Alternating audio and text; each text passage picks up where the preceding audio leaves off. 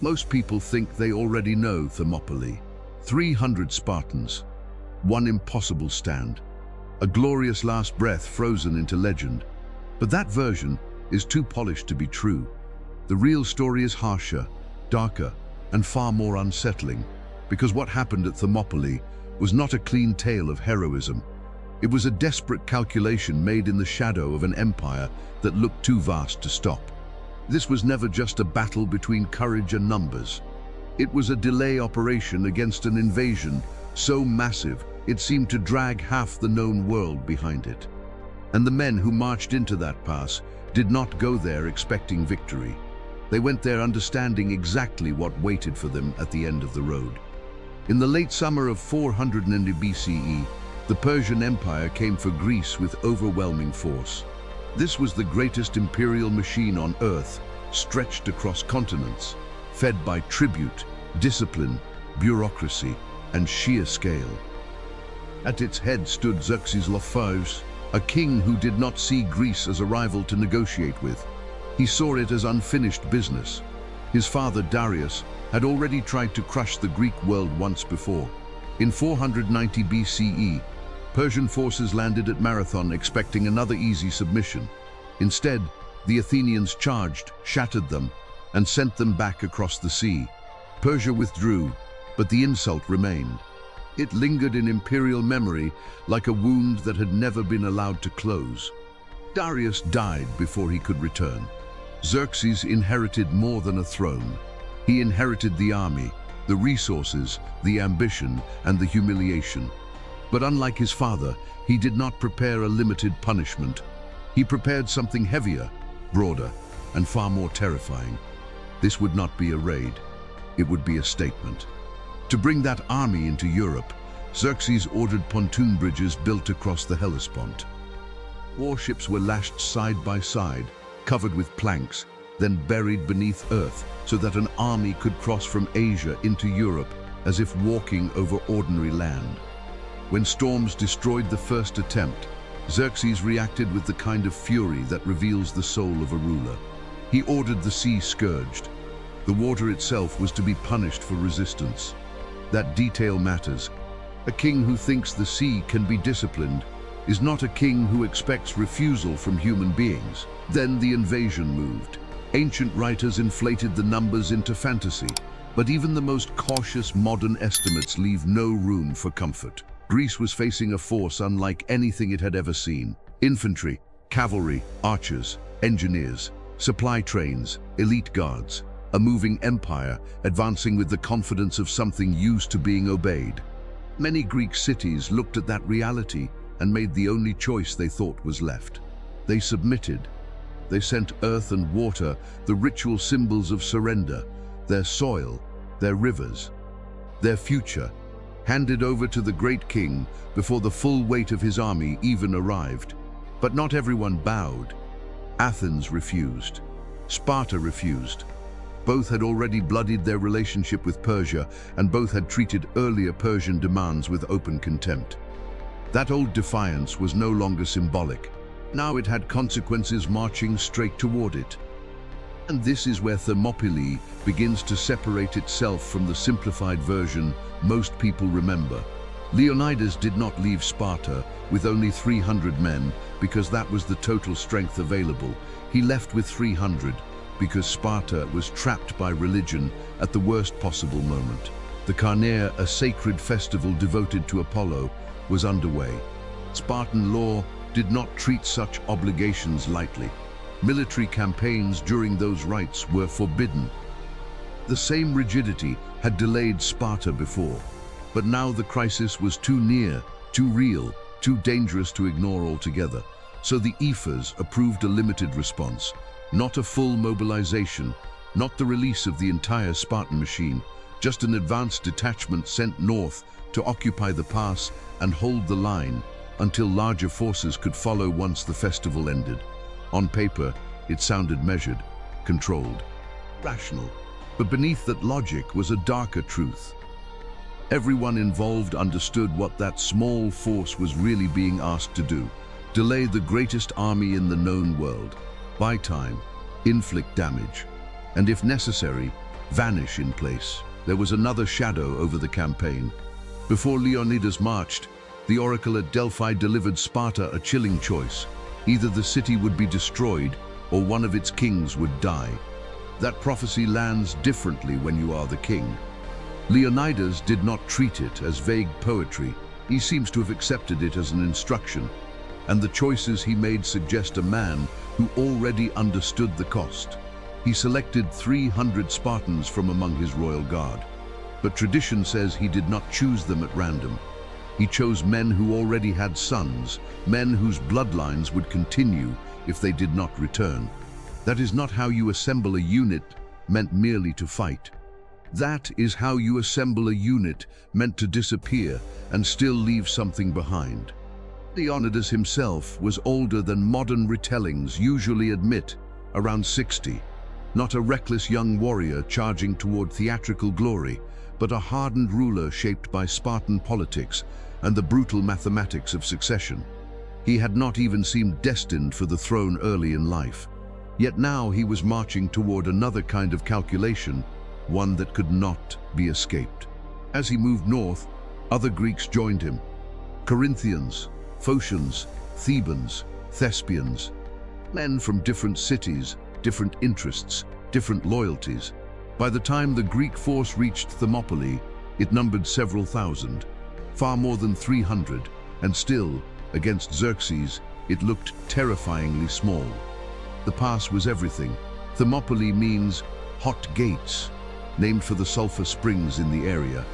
Even the landscape feels strange and ancient in the imagination. Heat rising from the earth, stone pressing inward, the smell of minerals in the air. Today the terrain is wider, but in 480 BCE, the sea came much closer to the mountains. The ground between cliff and water narrowed into a bottleneck. That bottleneck was the key. Persia's strength depended on mass, reach, and momentum. Cavalry needed room, archers needed distance. Large formations needed width to deploy and depth to reinforce. Thermopylae denied them all of it. In the narrowest places, the Persian army could not properly use its size. It could only feed men into a stone throat where numbers stopped mattering as much as discipline. Leonidas understood that immediately. The pass was not just a defensive position, it was an equalizer. There was already a wall at the site, an older Phocian structure, damaged and neglected. He had it restored. Not because a wall alone could stop Xerxes forever, but because in a place like Thermopylae, every stone mattered. Every obstacle could buy seconds. Every second mattered. He also knew the real danger was not only in front of him. A mountain path, the Thermopylae trail, curved around the pass and offered a route to outflank the Greek line. Leonidas posted Phocian troops to guard it. He knew the weakness. He thought he had sealed it. Then came the waiting. Xerxes arrived and did not attack immediately. He observed, measured. Let the pressure of his presence do its work first. Sometimes terror arrives before the first blow, and sometimes that is enough to make men collapse. A Persian scout rode close enough to inspect the Greek line. What he saw must have seemed absurd. The Spartans were not panicking. They were not scrambling. They were exercising, stretching, grooming themselves, combing their hair. When Xerxes heard this, he reportedly asked Demaratus, the exiled Spartan king living in his court, what it meant. Demaratus told him the truth. When Spartans arranged their hair before battle, it meant they were preparing to die. That answer should have chilled the Persian camp. Instead, Xerxes sent terms: lay down your weapons, accept Persian friendship, save your lives. Leonidas answered with the phrase that outlived both of them: come and take them. Even then Xerxes hesitated. Perhaps he still believed sheer scale would solve the problem. Perhaps he thought the Greeks would finally look up, count the banners, and lose their nerve. They did not. So the assault began. The first Persian waves entered the pass expecting to crush resistance through weight alone. Instead, they struck bronze, discipline, and controlled violence. Greek shields locked together. Spears projected in rows. The front ranks rotated. Exhausted men pulled back. Fresh men stepped forward. The line bent, breathed, and held. To the Persians, it must have felt less like fighting soldiers and more like crashing into a machine. The Medes and other frontline troops were thrown back. More men were sent in. The result did not change. Xerxes, according to the tradition, rose from his seat more than once while watching, not in triumph, in alarm. Then he sent his elite. The immortals entered the battle, carrying the prestige of empire with them. 10,000 chosen troops, constantly replenished, wrapped in court reputation and battlefield experience. If ordinary infantry could not break the Greeks, the king's best surely would. They failed too. The pass reduced everybody to the same problem. Titles did not matter there. Prestige did not matter there. The immortals were funneled into the same narrow strip of killing ground and met the same hard wall of shields and spear points. For 2 full days, Xerxes hurled strength into Thermopylae and watched terrain consume advantage. Then the battle changed, not because the front collapsed, but because someone opened the side door. On the second night, a local Greek named Ephialtes came into the Persian camp. He knew the mountain paths. He knew the hidden route above the pass. And he offered Xerxes what brute force had failed to deliver. A way behind the Greek line. Not for patriotism, not for strategy, for reward. His betrayal cut so deep into Greek memory that his name became a synonym for nightmare. Xerxes moved at once. The immortals were sent through the hills under cover of darkness, guided by a man who knew exactly where the Greek defense was weakest. At dawn, the Phocians guarding the upper trail heard them coming, feet breaking leaves, movement through the trees, then arrows cutting through the morning. The Phocians fell back uphill, thinking the attack was aimed at them. But they were not the target. They were only an obstacle. The Persians kept moving. Now the trap was closing. Leonidas received the news before full daylight. Lookouts confirmed it. The pass had been compromised. The terrain that had protected the Greeks was about to become their coffin. At that point, the story could have dissolved into chaos, panic, a mass retreat, a final disaster without shape or meaning. It did not. Leonidas held a council. The allied contingents were told to leave, or else withdrew with his approval. Many of them still had a role to play in the wider war. Greece would need ships, crews, soldiers, and survivors for what was coming next. But not all of them left. The Spartans remained. So did the Thespians, around 700 men who refused to abandon the field. Their city would soon lie exposed to Persian advance anyway, and retreat offered little comfort.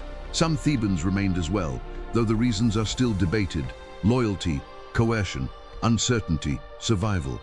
The sources do not resolve it cleanly. What is clear is this: the men who stayed behind understood the situation. This was no longer a battle to save the pass. It was a decision about how to meet the end. At dawn, Xerxes prepared the final blow.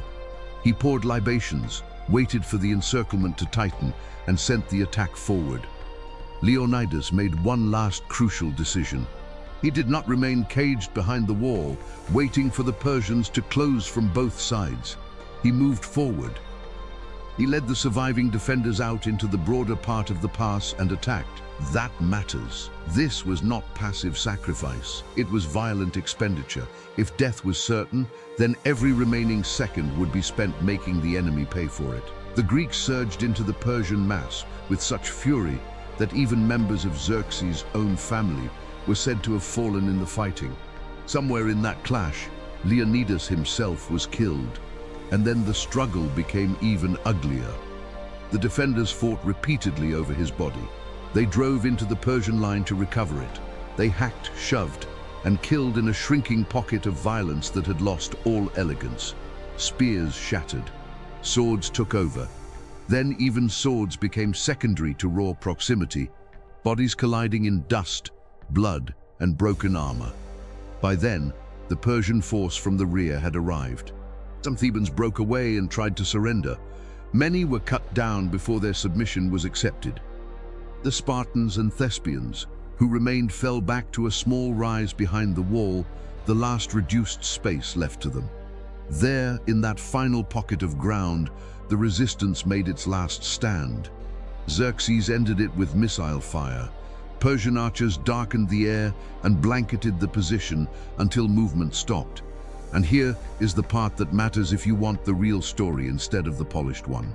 Thermopylae was a defeat. The pass fell. Xerxes moved south. Athens was evacuated and later burned. If you judge a battle by ground held, strategic position, and immediate military result, the Greeks lost. Ancient writers understood that. Modern historians understand it too. The facts do not become softer just because the story became famous. And yet Thermopylae mattered enormously, not because it destroyed the Persian invasion, not because the delay alone saved Greece. In practical terms, the time gained may have been limited, but psychologically, symbolically, culturally, it was explosive. Before Thermopylae, Persian power could still look inevitable. After Thermopylae, that inevitability had cracked. The empire had bled in public. The immortals had been checked. The largest military force in the region had spent days battering itself against a narrow line of men who knew from the beginning that they were unlikely to survive. That kind of story travels. Greek soldiers elsewhere now knew something they had not known with the same certainty before. Persia could be resisted, not merely harassed, not merely slowed, resisted face to face. Thermopylae did not save Greece by itself, but it gave the Greek world a narrative strong enough to fight fear. And fear is not a small thing in war. Armies do not move only on food, bronze, and orders. They move on belief. Leonidas became central to that belief, not because he won, but because he understood the terms and went anyway. He marched under prophecy. He chose men with heirs. He held the pass until it could no longer be held. Then he stepped forward into certain death rather than waiting for it to come and claim him. That is why the story endured. Not because it is neat, because it is not. A doomed stand, a shattered defense, a tactical loss that became moral ignition. A king who failed in the narrow sense and succeeded in the larger one. An empire that won the ground and still lost something vital there. And the meaning of Thermopylae did not end at the pass. Only weeks later, the Greeks would face Persia again at Salamis, another constricted battlefield, this time at sea, where size could once again become a weakness. Xerxes would watch that battle too. He would come expecting submission and annihilation. What he saw instead would change the invasion forever, because Thermopylae was the moment Persia stopped looking invincible and started looking mortal. The moment the image of unstoppable empire met men who had already accepted death and therefore could not be frightened in the usual way. That is what made the Hot Gates unforgettable. More than 2,000 years later, people still return to that story, not because it is comforting, but because it is not. Beneath the legend of the 300 lies something colder and more powerful. A calculated sacrifice, a broken line that refused to panic, and a defeat so fierce it helped shape the victories that followed. If you want the next chapter, subscribe to the channel, leave a like, and tell me in the comments what city or country you're watching from. Because after Thermopylae came Salamis, and somehow, the story gets even more unbelievable.